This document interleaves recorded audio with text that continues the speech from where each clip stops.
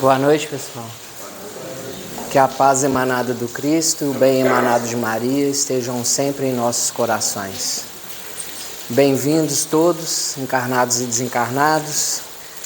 Boas-vindas ao pessoal que nos acompanha online, ao vivo, e quem vai assistir depois de casa. Tomara que a gente consiga trazer ideias que nos ajudem, Porque o tema reencarnação, para a doutrina espírita, para nós espíritas, é um tema muito repetido, já bastante repetido, que a gente fala disso, muito típica, a típica ideia da doutrina espírita, Mas por incrível que pareça, para quem ainda acredita em coincidências, nós presenciamos hoje mais uma vez a demonstração da atividade do grupo de trabalhadores que estão do outro lado da vida, interferindo no andamento da tarefa. Eu, lá no meu cantinho, pensando como vou falar de reencarnação, trazendo alguma ideia que fortaleça isso para esse grupo que estará lá, e a começar por mim, porque sempre que a gente vai fazer um estudo, o primeiro a vê-lo é quem está preparando, E a minha ideia foi desconstruir, inicialmente, a concepção de que a ideia da reencarnação é privilégio da doutrina espírita. A partir desse ponto. E aí, nosso companheiro me abre uma mensagem de Kardec falando qual a contribuição que a doutrina espírita pode dar para a evolução dos homens, e é isso, é uma contribuição. Mas todas as outras formas de crença farão.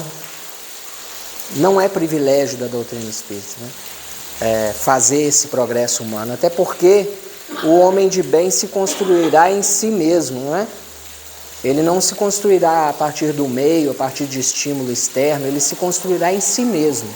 É uma questão de vontade, de se mobilizar para se reformar. Então nós vamos partir dessa ideia. E a gente pode ver aqui mesmo, nesse grupo, quem se aproximou da doutrina espírita há menos de um ano? Bem, Flávio, já sabe que vai virar vítima, Já levantou a mãozinha assim, O que a reencarnação fez você pensar diferente? A ideia da reencarnação. Quando você começou a estudar a doutrina e se deparou com a ideia mais consistente da reencarnação, ela te fez pensar diferente em quê? Chegou muito a oportunidade de fazer diferente.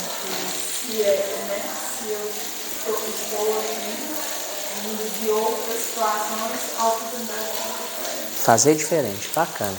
E quem está na doutrina espírita há mais de 30 anos?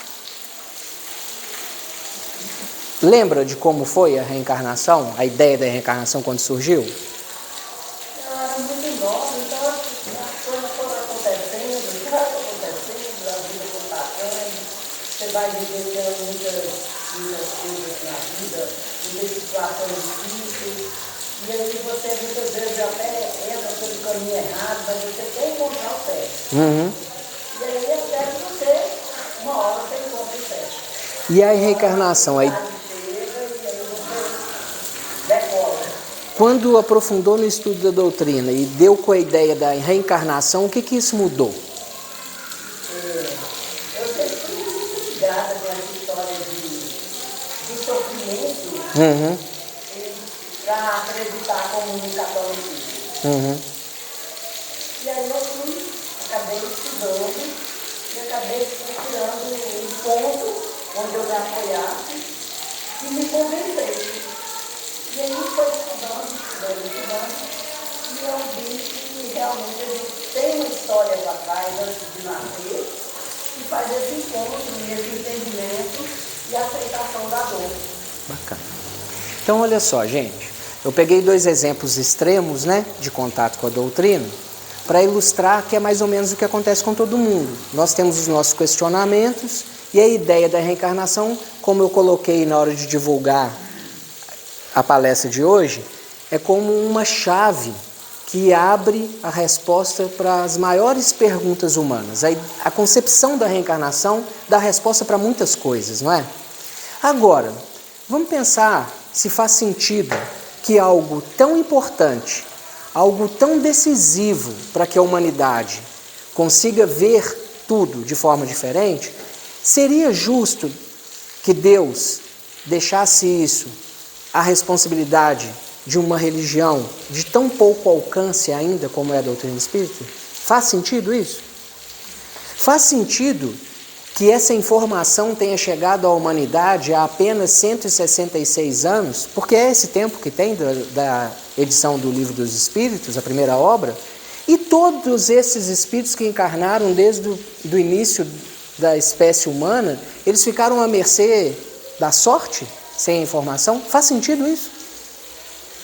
Então, o que a gente vai tentar fazer? Trazer algumas ideias, algumas informações, e hoje, assim, eu não tenho muito hábito de ler, né?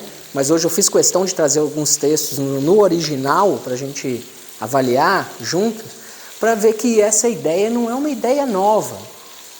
E não é nem sequer só a ideia, como ela ocorre, não é. E que só bastou uma coisa para que a humanidade começasse a supor a hipótese da reencarnação, da continuidade da vida. Só precisou de uma coisa, que nós estamos chamando aqui dos pressupostos. É um só, que viram dois. E a mensagem que foi lida no início fala dela, porque fala do combate, do bom combate da doutrina contra o materialismo, não é? Alguém que está aqui hoje pela primeira vez? Não, todo mundo reincidente. Ninguém tem mais o privilégio de falar que não sabia então, né? Bom, então suponho que todos creem na existência de Deus, ok? Todos nós acreditamos num Criador universal, na fonte da vida, que a doutrina espírita chama de princípio de tudo, inteligência suprema, ok? Todo mundo crê. Aí, vou fazer uma pergunta. Já viu Deus? Já viu Deus? Vê com os olhos da carne. Já viu? Alguém já viu Deus?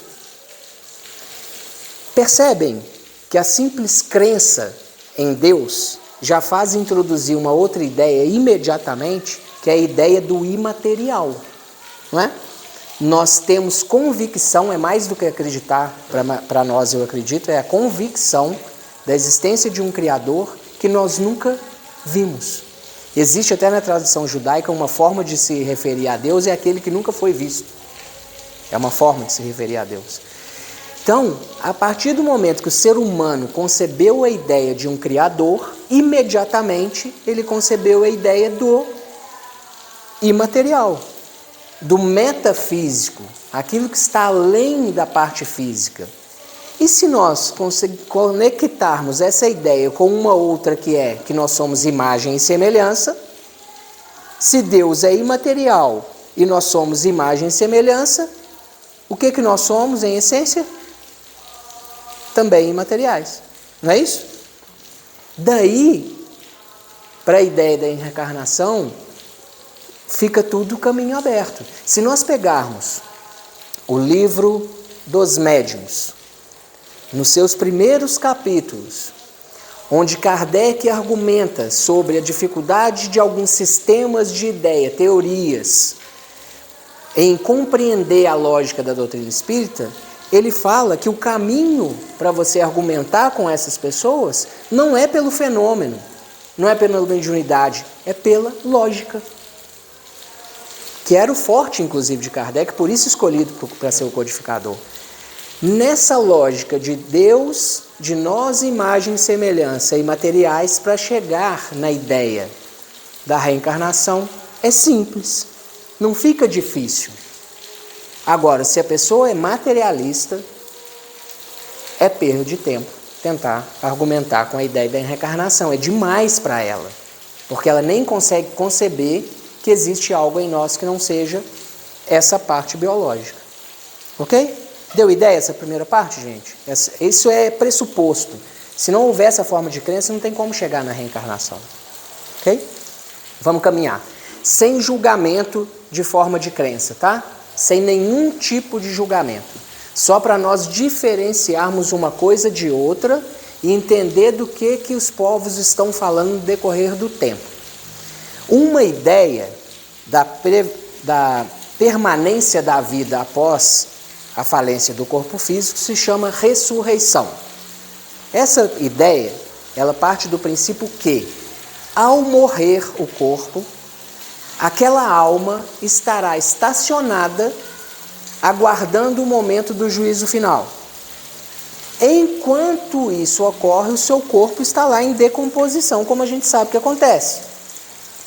No momento em que houver o juízo final e aquele for o corpo de um justo, aquela pessoa vai ressuscitar. O corpo vai formar novamente para que aquela pessoa tenha vida novamente. Parte do princípio que a vida está conectada com a matéria. Aí eu estou falando de lógica. Não estou criticando crença de ninguém, hein, gente? Por favor. Faz nexo uma ideia dessa? De que o corpo vai ressurgir? Deus opera derrotando as leis que Ele mesmo criou para o universo? Tem dias que a lei da gravidade funciona, tem dias que não? Tem dias que a lei de progresso funciona, tem dias que não? Que a lei de causa e efeito funciona um dia e no outro não? Existe isso? Então, é isso que nos faz não conectar com a ideia da ressurreição.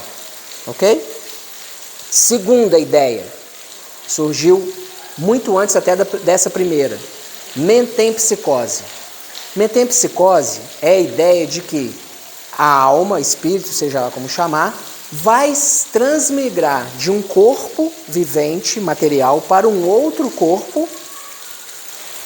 Só que nesse caminho, ele pode, ora, animar um corpo humano e, ora, depois disso, animar um corpo animal. É essa a ideia. Está presente em algumas culturas. Do Egito, por exemplo, se cria nisso. Existe uma ideia errada de que o hindu acredita nisso, mas não é. É porque o grego, mas é porque a palavra metempsicose é uma palavra de origem grega. É uma palavra de origem grega. Não existe a palavra para reencarnação no grego. O conceito deles de metempsicose era reencarnação. Nós vamos ver o texto original. Só que hoje a palavra metempsicose é colada nesse conceito. Tá? Que é, hoje eu sou humano, numa próxima experiência eu posso ser um gato, um cachorro, uma baleia. Por que essa ideia não faz nexo? Nós vamos ver mais com detalhe no final, mas já dá para dar um spoiler. Aquilo que nós adquirimos de competência não regride mais, está em nós. Hoje, no estágio que nós estamos, nós já somos capazes de comandar essa máquina sem ter que pensar nisso, não é? A gente consegue tocar a nossa vida enquanto tudo funciona sem precisar pensar, mas dando o comando inconsciente. O comando é do espírito. O espírito está comandando essa máquina. Só que não precisa ficar pensando nisso para isso acontecer. Acontece naturalmente. Igual dirigir. No início, está aprendendo a dirigir, parece milhões de coisas, você acha que não vai nunca lembrar daquilo. Só que tem dias que mesmo com chuva você sai da sua casa atrasado para chegar no horário da palestra e você vem pensando no melhor caminho e os comandos ali você faz naturalmente. O nosso espírito já é capaz disso. E parte disso é um sistema nervoso central com uma mente encarnada de um grau de complexidade que não cabe mais num animal. Então não é porque só não pode voltar. Não é simples assim não. Existe uma razão que é impossível voltar.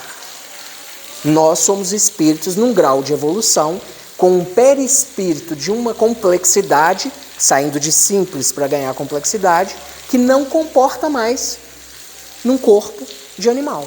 É por isso que nós espíritas não adotamos a ideia da metempsicose. Ok? E por fim, a ideia da reencarnação. A ideia da reencarnação parte do princípio de que nós fomos criados simples e ignorantes, princípio inteligente do universo. Lembram disso?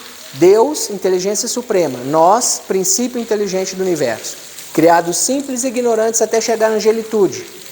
Esse caminho só é possível com experiência. O aprendizado só dá pela experiência, por isso a necessidade da reencarnação. Não seria justo, compatível com a ideia de um Deus justo, uma vida em que indivíduos nascem em relações sociais completamente diferentes com possibilidades completamente diferentes e no final vão ser julgados da mesma forma. Faz sentido isso? Faz nexo com a ideia de um Deus justo, de amor, que opera a justiça pelo amor? Não faz nexo, não é, gente? É por isso que nós adotamos a ideia da reencarnação. Não é só porque os espíritos falaram que é assim, porque se fosse só isso, a gente estaria navegando na direção contrária do que Kardec recomendou. Nós precisamos fazer o estudo lógico do que está sendo dito. Não importa quem disse, inclusive Kardec. Ele recomenda isso várias vezes. Na Revista Espírita ele fala disso em muitas edições. Duvida inclusive do que eu falar. Ele publicava textos das pessoas que tinham ideia contrária. Vocês sabem disso, né? Deu ideia? Formou? Eu sei que vocês já sabiam de tudo isso, mas é para a gente ir conectando os pontos, tá? Vamos dar uma andada então. Vamos ver se realmente existem em outras culturas, em outras épocas, em outras ocasiões, a ideia da reencarnação da forma como nós conhecemos. Não estou falando só a ideia solta, não. É da forma que nós conhecemos, do jeito que a doutrina fala. Tá? Por quê? Vocês sabem qual o percentual de pessoas na Terra que são espíritas? Tem noção?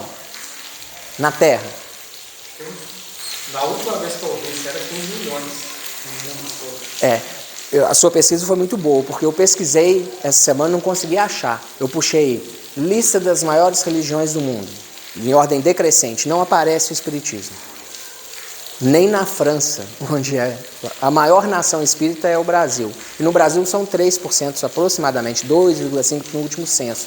Nós só podemos falar em algo em torno de 2, 3 milhões de brasileiros espíritas. Com 8 bilhões de criaturas encarnadas na Terra. É um cisquinho, não é? É um cisquinho. É por isso que não faz nexo que nós sejamos responsáveis pelo progresso das outras pessoas. Elas não estão tendo nem acesso à doutrina espírita. Mas a ideia, por exemplo, da reencarnação, em muitos outros casos tem. Né? Vamos pensar assim. Desses 8 bilhões que estão encarnados na Terra, quantos deles sabem da vida no plano espiritual? Quantos por cento? Vocês acham? Dos 8 bilhões, é uma pergunta difícil, porque eu estou falando de saber, né? É íntimo, né? Mas tem resposta. E ela é óbvia. A gente só não lembra na hora da pergunta. Quando eu ouvi também não lembrei. 8 bilhões encarnados na Terra. Quantos por cento sabem da vida no plano espiritual? Todos. Não tem nenhum que não sabe. 100% sabe. Porque todos já encarnaram mais de uma vez. Não é? Todo mundo já esteve do lado de lá, não esteve? Tem algum ser humano encarnado na Terra que está encarnado pela primeira vez? Não é possível. Ele passou por um progresso. Ele já encarnou outras vezes. Então ele não tem lembrança da última encarnação. Mas ele sabe. Por que eu afirmo com tanta certeza? A lei de Deus está gravada onde mesmo? Não é? É o incômodo. Isso aqui não faz nexo. É esse turbilhão de distúrbios de ordem mental, porque é uma vida só voltada para o materialismo. Ela não se sustenta, ela não é sustentável. Não é possível, ela está próxima já de falir essa tentativa incansável de ser feliz pela matéria. Não tem jeito, já é fadada ao fracasso desde o início. Não é possível. Né? Aí, juntando isso tudo, é óbvio que essas pessoas todas encarnadas, e mais os desencarnados que agora estão em número menor, no umbral, né? Como diz o Haroldo recentemente, o umbral está vazio, né? Porque o umbral foi transferido para cá para ter as últimas chances, né? Na época do nosso lar eram 2 bilhões de encarnados na Terra, o umbral estava lotado. Agora está ao contrário. Então corre lá para escapar. E a turma que está encarnada, inclusive nós, estamos nas nossas últimas oportunidades, né? Todo mundo está ligado nisso, né? Se não está, desculpa dar a péssima notícia, mas é o fato. Então eu vou ler alguns textos do original. Onde eu deixei aqui? Olha isso aqui. Os nomes são diferentes, é claro. A gente chama de espírito. Kardec, no início, colocou que nós seremos chamados de espiritistas ou espíritas. Não existia o termo, né? Então, assim, nesse texto. Habitam dentro de cada ser vivente Atmans, eles chamavam de Atmans. Então, quando o corpo morre, são renascidos em novos corpos. Isto continua enquanto o Atman concentra na experiência do mundo físico. Em outras palavras, enquanto a atenção do ser humano estiver centrada na busca por prazeres e evitar o aprendizado da dor, ele precisará de novos ciclos na matéria. Mas há uma alternativa. Desvinculando-se dessa necessidade e de evitar a dor como aprendizado, estará livre da necessidade da reencarnação. Isso está em Upanishads. Upanishads, o que é isso? Na cultura hindu, no início nada era escrito. Era tudo transferido de forma oral. Os sábios sabiam tudo e transferiam de forma oral. À medida que esses homens foram rareando, homens e mulheres foram ficando raros, alguém falou, opa, vamos escrever, porque já a gente perde essa informação. Vieram os Vedantas e os Upanishads, que são a descrição disso. Esse texto que eu acabei de ler data de 1200 anos antes de Cristo. Tem alguma coisa ali diferente do que a gente aprendeu na doutrina espírita? A não ser o nome? Que a gente chama de espírito e eles de Atman? Alguma diferença? Não vou concluir, não. Nós vamos olhar isso aqui e outras coisas antigas antes de fazer uma conclusão. Que vai nos fazer chegar a essa conclusão de lógica. Um outro texto. Ele diz assim, esse é um livro. Nos fala sobre o caminho completo pelo qual o ser tem de passar desde o momento em que a sua alma se encontra em um corpo físico, depois sobre o período em que essa alma vive fora do corpo físico e sobre como ela termina a sua vida e continua a existir como alma sem corpo e como essa desce a este mundo novamente. Portanto, vários ciclos de vida passam e nós chamamos isso de reencarnação. O termo inclusive já é o nosso termo. Explica que o propósito dessas reencarnações, desses retornos repetitivos a este mundo, é fazer que o ser tenha consciência do todo e não só da experiência em cada vida. Está naquele livro ali, Zohar, já ouviram falar? Imagina que alguém pegasse toda a parte escrita da doutrina espírita, vamos pegar os 5 livros básicos, e fizesse um livro com comentários em cima dessa ideia. Zohar é isso. Sabe de qual crença? Judaica. É uma coisa que pouca gente sabe, que o judeu crê em reencarnação. Esse livro especificamente, é de uns 200 anos antes da doutrina espírita ser codificada. Agora, a cultura judaica vem de muito mais tempo ainda. Está vendo como está em todos os lugares? Aí eu coloquei assim 20 casos, só para lembrar, ia ficar muito grande. O nome do livro é 20 casos típicos de reencarnação.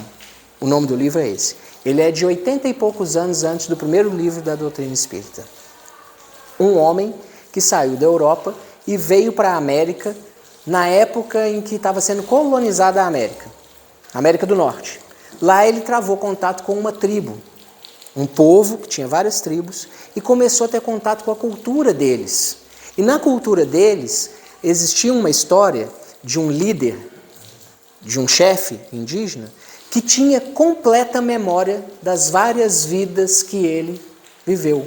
Então a história desse chefe passa muitas vezes pela narrativa das memórias que ele tinha de outras encarnações. Isso é 60, 70 anos antes do primeiro livro.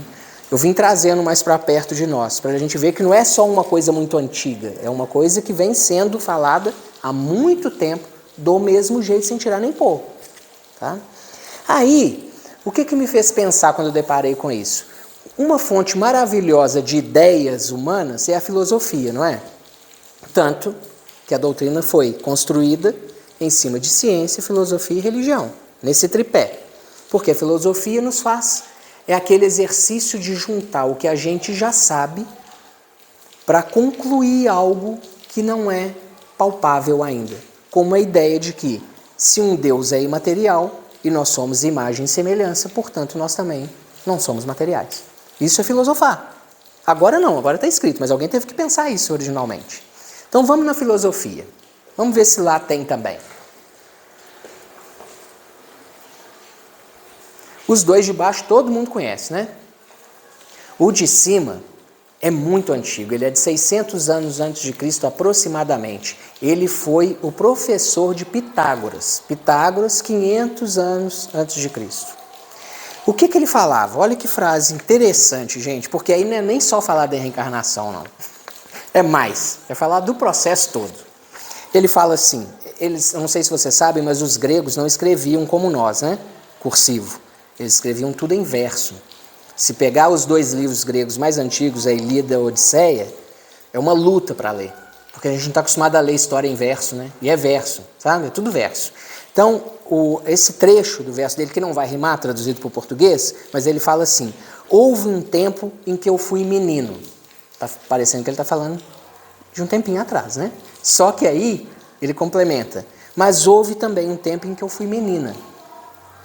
Já houve um tempo em que eu fui um pássaro no céu, e um outro tempo em que eu fui um peixe no mar. E já houve até um tempo em que eu fui um arbusto. Ele está falando do processo, gente, né? Lembra? Mineral, vegetal, animal e hominal. Olha só, 600 anos antes de Cristo.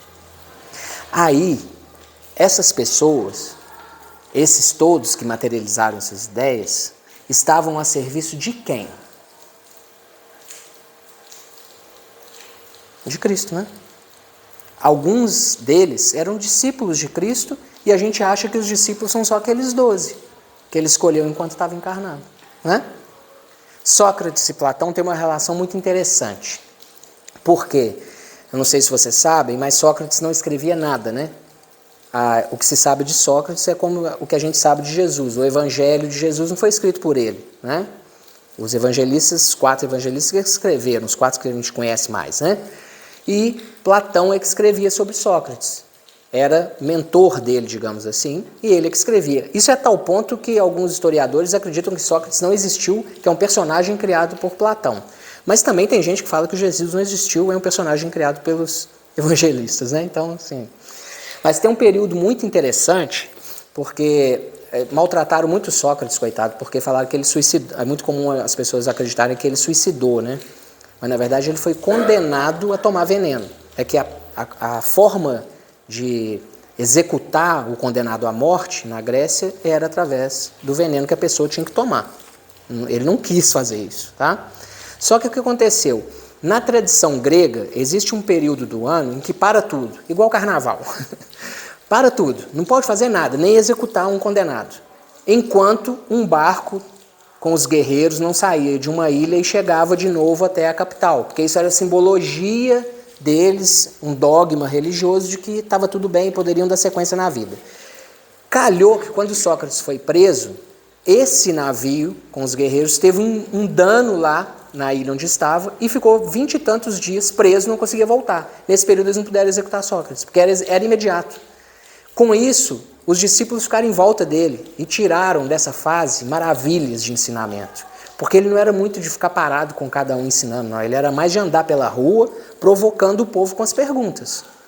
Né? Vocês sabem dessa história. Mas tem uma frase de Sócrates, desse período, que a gente pode pesquisar nos livros de Platão à vontade, os livros todos de Platão, principalmente os últimos, falando desse período de Sócrates, maravilha.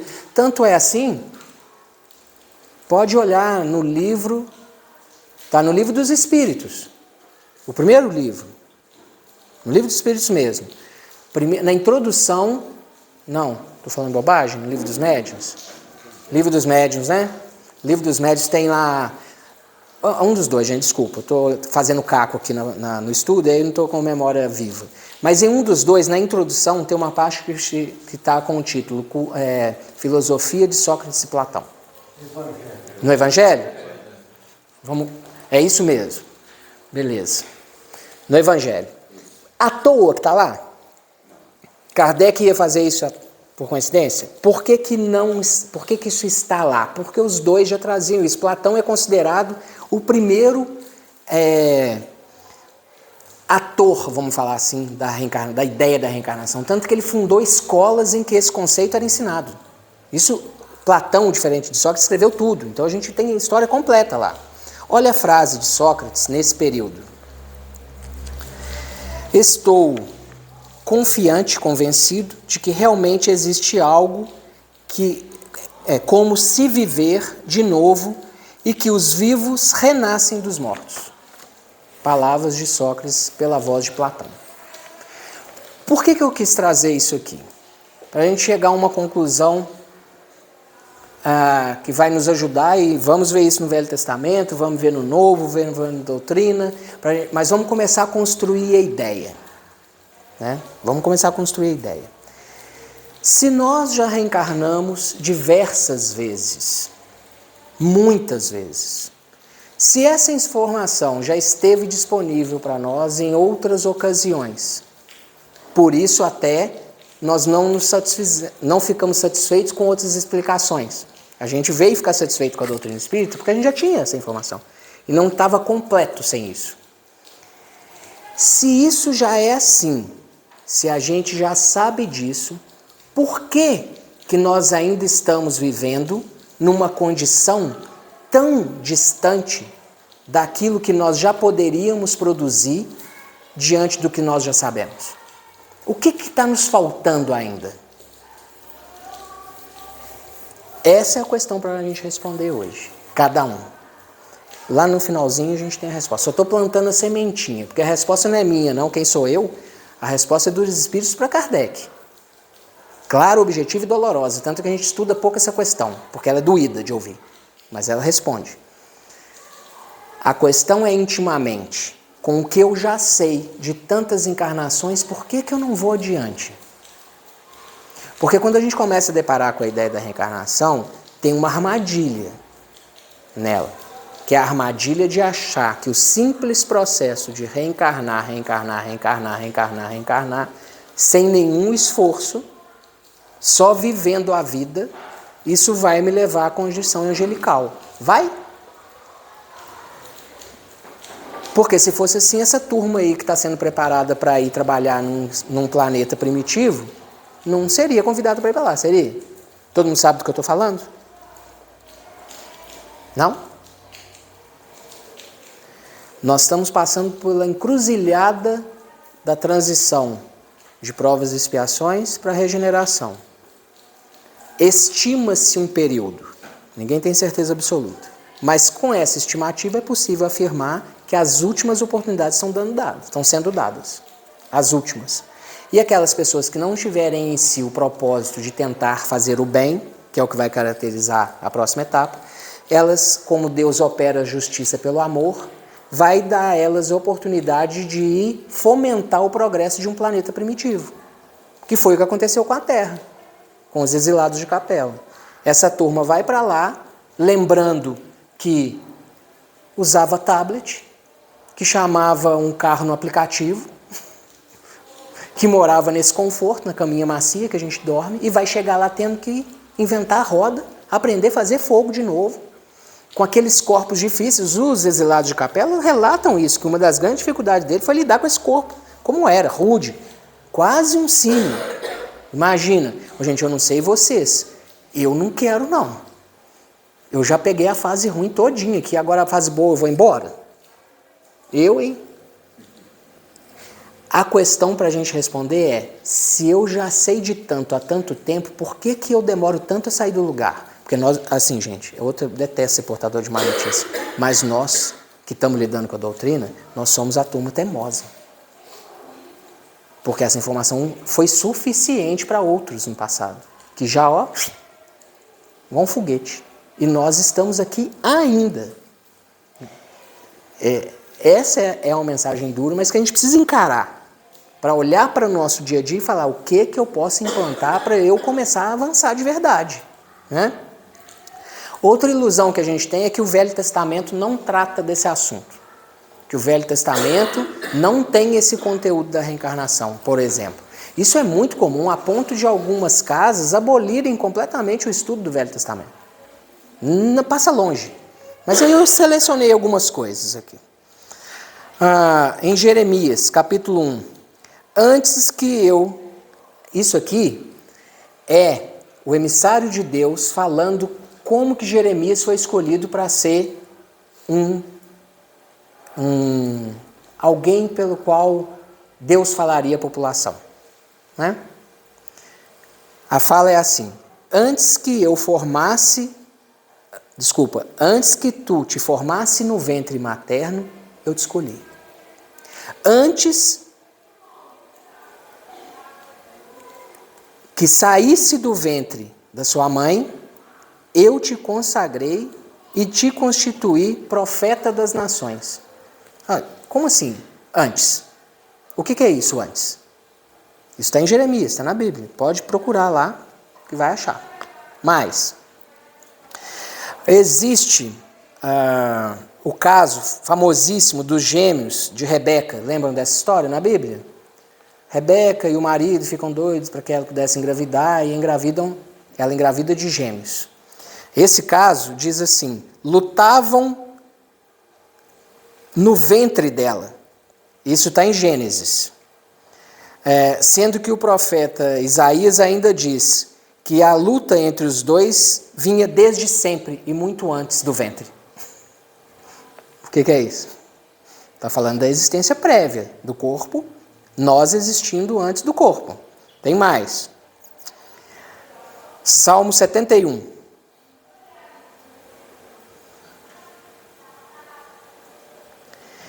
Deus restaurará e ainda... Desculpa, está péssimo. Deus restaurará ainda mais a vida, e o que já foi voltará a ser. Vocês sabem que o Velho Testamento é todo alegórico, né? Se a gente for ler o Velho Testamento textual, formal, a gente vai ter que acreditar que de uma costela Deus formou uma outra pessoa desse jeito, né?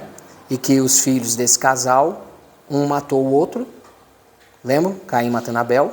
Aí, envergonhado, ele foge e lá ele vai e encontra uma família e se casa. Que família é essa que apareceu agora no meio da história? Então, assim, não dá para levar a leitura do Velho Testamento textual, não. Tem que tirar, extrair da letra. Tem mais. Eclesiastes. O que já foi, será novamente. O que há, Deus vai restaurar. Deus fará renovar o que já se passou. Mas Jó, no meio das atribulações dele, ele diz assim: nu saí do ventre da minha mãe, nu retornarei para ele. E tem ainda Jó. Quando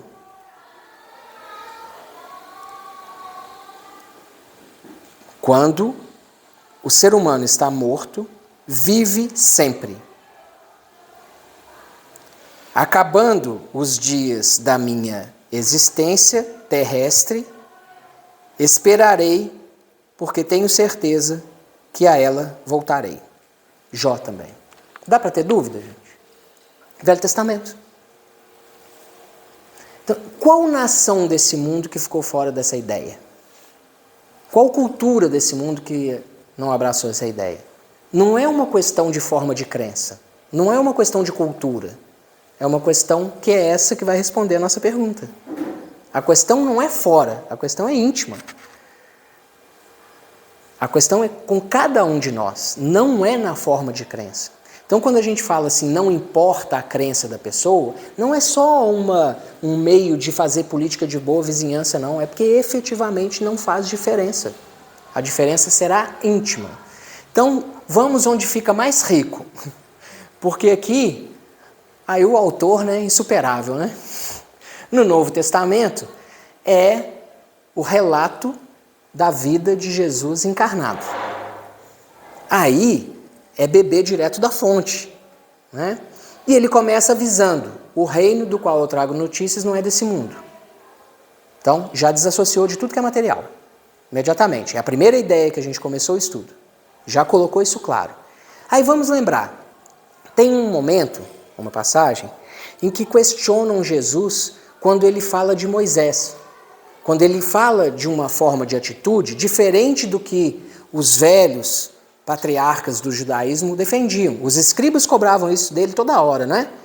E aí quando ele fala de um conhecimento que eles não levavam em conta, ele fala, mas como assim? Você que tem 30 anos, 30 e poucos anos, falando como se tivesse conhecido Moisés. Lembram desse questionamento que fazem para Jesus? E a resposta dele, antes de Moisés nascer, eu já era.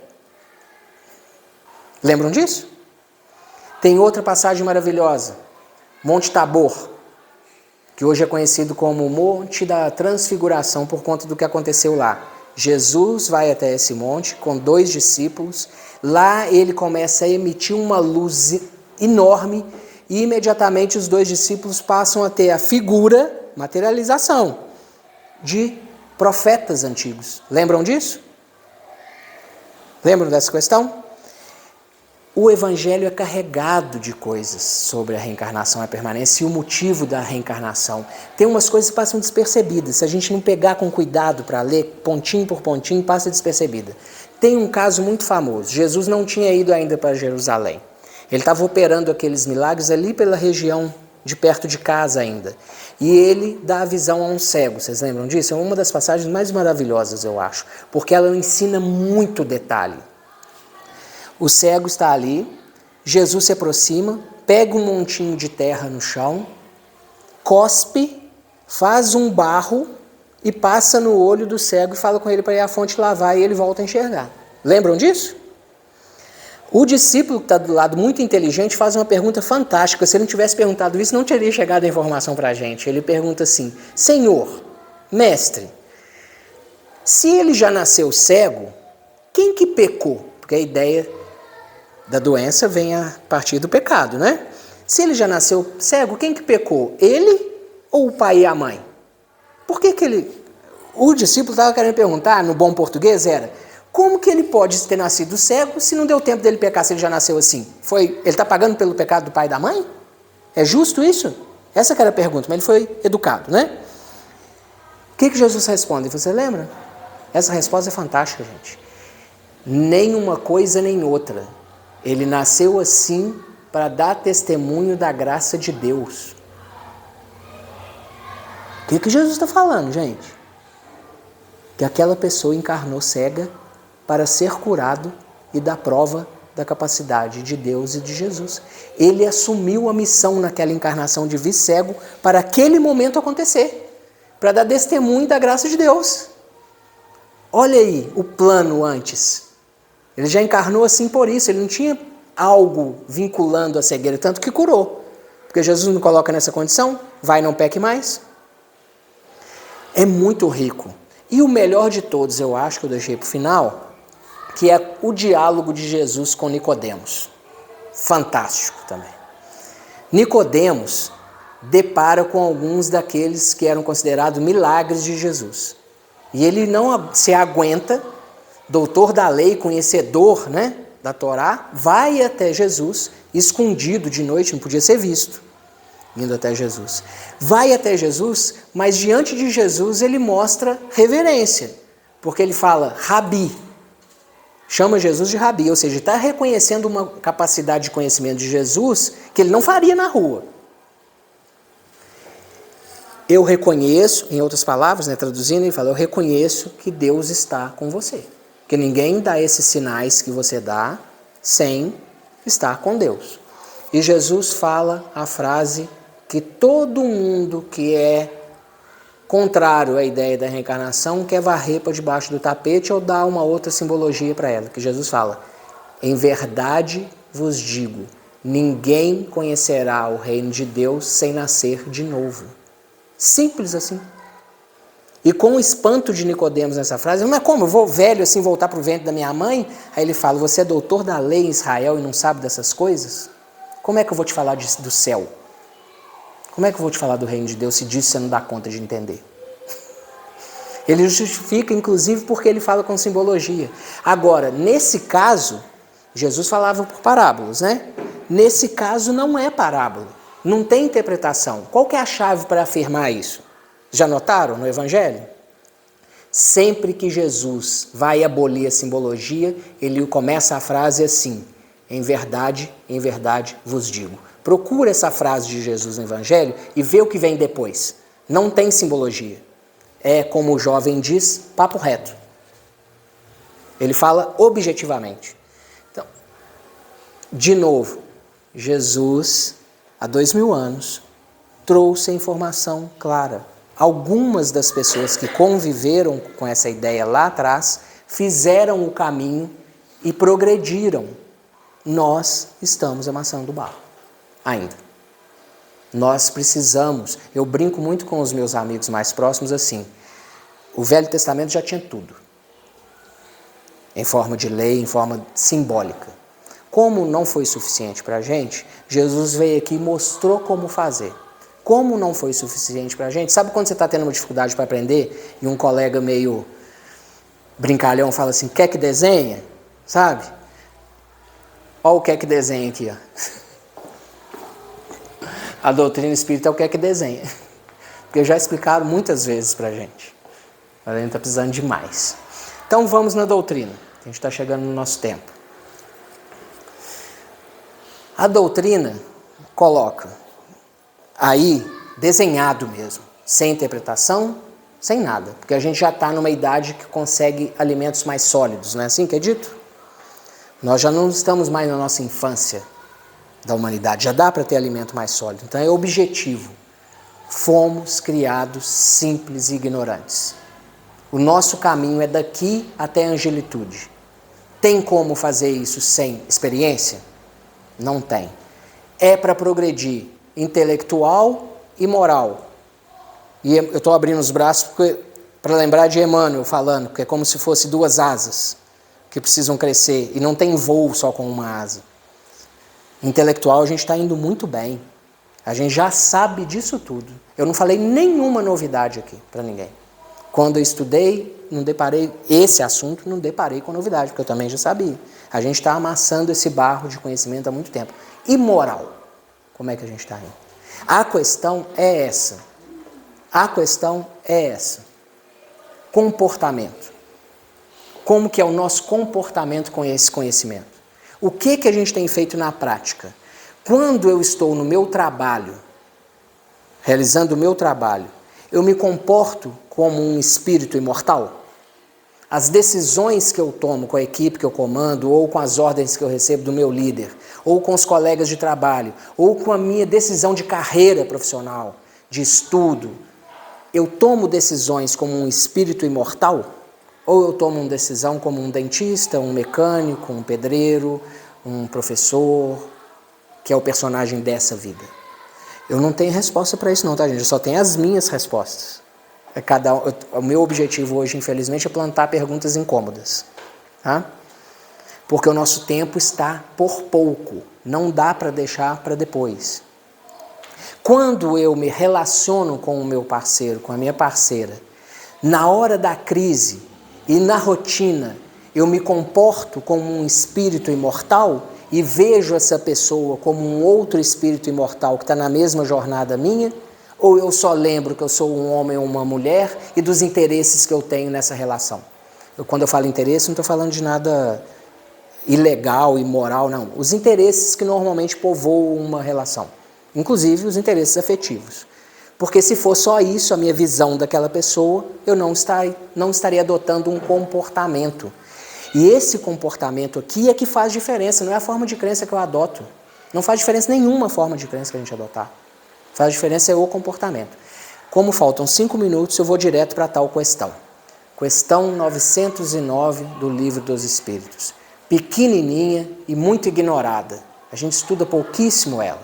A pergunta de Kardec é, a gente lembra a primeira questão, que é Deus? A gente lembra da última questão? Será possível que a Terra jamais será um planeta onde se estará implantado o reino de Deus? É a última questão. E os Espíritos respondem, quando aí habitarem os espíritos voltados ao bem, o reino de Deus estará implantado. Né? Agora, a 909, esquecidinha. Bem esquecidinha. E ela é crucial para esse assunto aqui, de agora. A pergunta de Kardec é possível que o ser humano consiga vencer as suas más tendências apenas com o seu esforço próprio? Aí a pergunta de Kardec. E a resposta é aquela resposta que dói, por isso que a gente estuda pouco essa questão. A resposta é perfeitamente possível, só que poucos se esforçam. A vontade tem sido pouca.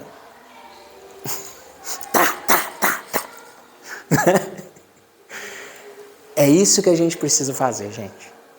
Porque não adianta a gente olhar para a doutrina e a ideia da reencarnação como se fosse um privilégio, que eu ouço tanto os espíritas falando que ter acesso à doutrina espírita é um privilégio.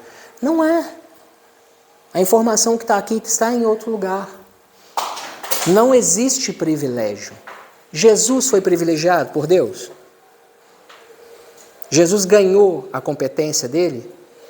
A competência do perdão, por exemplo, de se ver pregado numa cruz, em martírio, e o impulso natural dele ter sido perdoar, ele ganhou isso de Deus? Ele conquistou, não foi?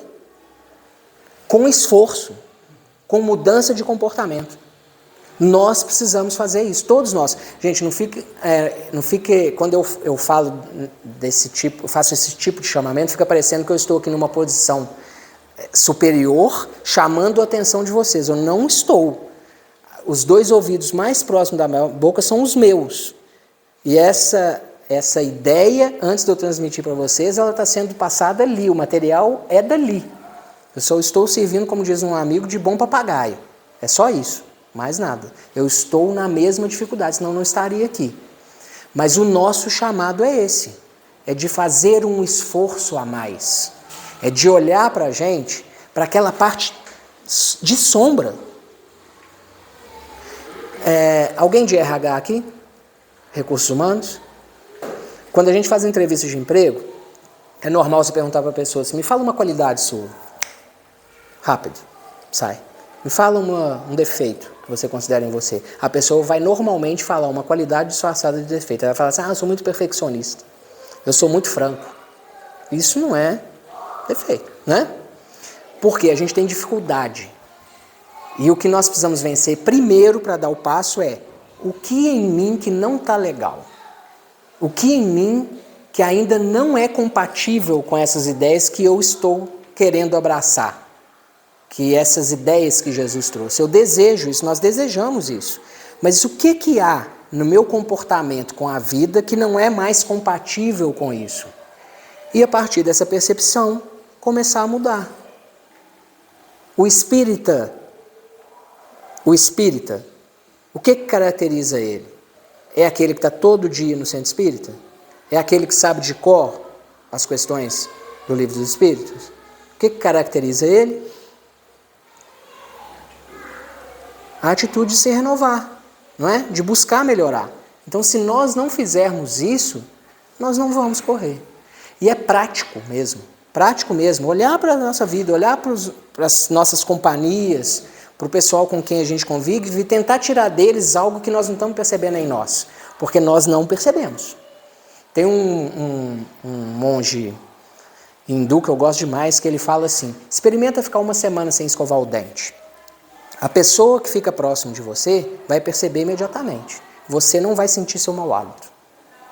A gente não sente nosso mau hálito. A gente não consegue ver o que a gente precisa melhorar. A gente tem dificuldade. Então, vai numa pessoa que você confia. Para brasileiro é difícil de falar ter essas conversas, né? Conversas difíceis nós somos ruins de ter. Mas vamos tentar. Chama principalmente o parceiro. O parceiro te enxerga assim, do outro lado. O que eu preciso melhorar? O que você acha? E seja paciente para ouvir, que a gente não gosta de ouvir. A gente não gosta. Porque se nós não fizermos isso, nós vamos ficar de novo reencarnando. Não tem fim. Não tem fim. Nós somos eternos. A gente não é. A gente teve um ponto de criação, mas nós não vamos morrer. Não existe morte. A ideia da reencarnação, em princípio, o que ela traz de mais inovador, não é o fato de ir pulando de um corpo para o outro, é a ideia de que a morte não existe. Então você vai dialogar com um espírito que está percebendo que desencarnou, ele fala, eu acho que eu morri. Ele fala, não, você não morreu não. Eu falo sim, na reunião com eles. Não, você não morreu.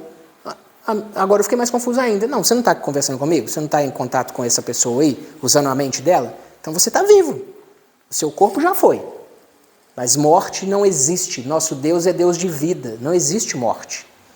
Então, enquanto não tem fim, não tem fim. Se nós não avançarmos o passo, nós vamos ficar lidando com nós mesmos, que é quem sempre estará conosco, né? Os parceiros vão mudar, as casas que a gente frequenta vão mudar, a família vai mudar, o país vai mudar, a época vai mudar, para alguns o planeta vai mudar. Mas conosco nós estaremos a história inteira, e a história não tem fim. Não tem fim essa história. Jesus não parou sendo Cristo, ele continua progredindo. Então, é urgência, é urgência. Pessoal, desculpa ter carregado a mão, mas o tema pede, tá? Vou convidar vocês agora para a gente fazer a nossa prece de encerramento. Pedir a todo mundo que se coloque numa posição bastante confortável. E quem se sentir à vontade, feche os olhos. E vamos aproveitar esse ambiente que está saturado de luz pela presença dos trabalhadores dessa casa, com o apadrinhamento de Francisco de Assis.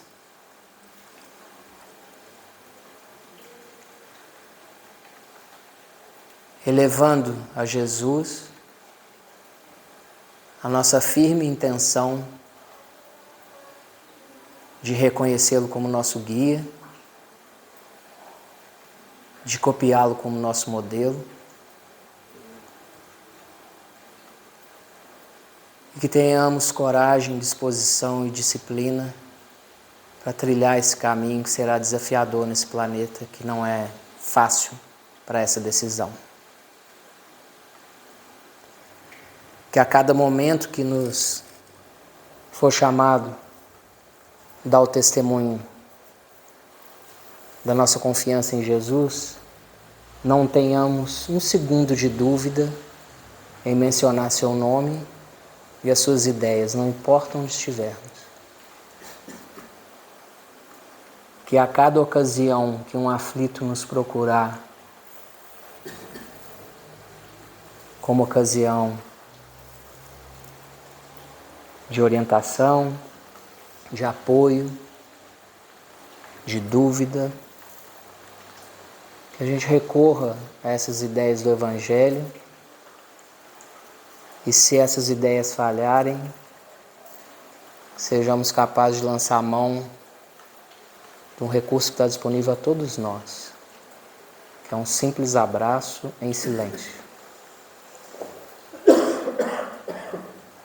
Que todos os dias o incômodo desses questionamentos nos impulsionem a fazer um pouco mais. Que a rotina, o cotidiano, as cobranças do mundo material não nos façam esquecer, não sejam maiores do que a nossa vontade de servir a Jesus. Tomara que os nossos dias sejam todos consagrados a Deus. Essas ideias e esse desejo, eles não guardam a presunção de que nós vamos viver fora desse mundo, ignorando as necessidades materiais, mas que elas nunca sejam a nossa prioridade, porque senão teremos perdido mais uma encarnação. Amado Mestre Jesus, trabalhadores dessa casa, mentores, benfeitores individuais, inspirem cada um de nós a sermos um ponto de luz, ainda que vacilante, mas um ponto de luz nas nossas casas, no nosso ambiente de trabalho, na nossa comunidade, nos momentos de desencontro de ideias, que a gente consiga manter a serenidade e lembrar que somos todos nós espíritos em caminho de progresso. Amado Mestre Jesus, obrigado, muito obrigado por essa oportunidade infinita de ir em sua direção. Graças a Deus.